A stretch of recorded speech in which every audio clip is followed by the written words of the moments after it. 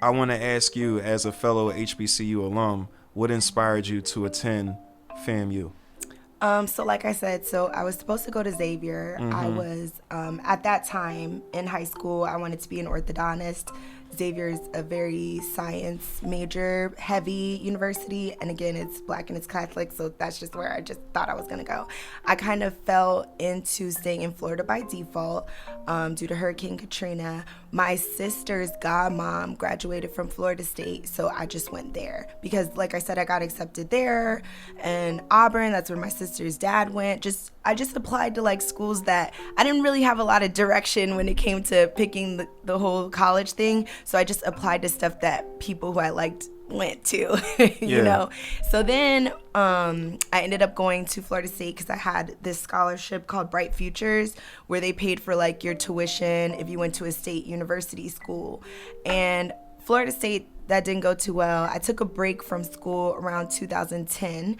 Then when I was ready to go back full time as a student, I chose to go to FAMU because, again, initially I wanted the HBCU experience, but life derailed me. And then at that point, I had an AA already. So if I transferred into FAMU, I would be starting with the clean slate. So I was like, let's go to a new school. What's in the AA?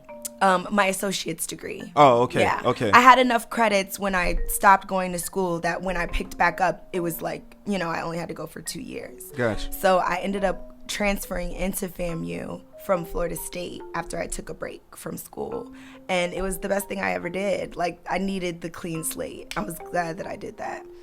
Yeah. Great. Well, I appreciate that because as someone that went to Cheney University and is definitely proud about that, I understand that there are those out there that don't really understand. They don't understand Juneteenth. They don't understand BET. They don't understand why when Russell Wilson wins the Super Bowl, how a lot of us that are our age, like we weren't really watching football when Doug Williams was the only starting quarterback to win it back in like '88. So to see Russell win it in 2014, it did something different to us. So a lot of people don't even understand what is the purpose of an HBCU. Right. So I really appreciate you sharing what inspired you to attend one. Yeah, or even just the fact that Cheney and FAMU, a lot of HBCUs get a bad reputation. They're a party school, whatever.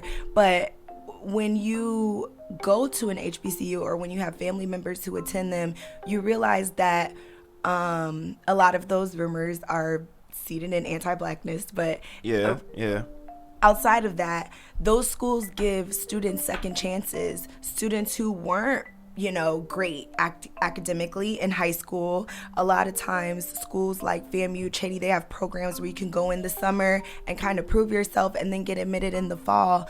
And it's not a prove yourself thing. They do help you. They show you how to study. They align you with a mentor, things like that. And it's like those programs build Black excellence. If it wasn't for HBCUs, none of the stuff that Black people have today would be around. That was where we used to have to go back in the day. And I feel like in our present times, it still breeds excellence for students who are sometimes left to the wayside. Yeah. If it wasn't for their HBCU giving them a second chance and an opportunity to go to college, they would be repeating those same cycles of poverty that they come from. Yeah.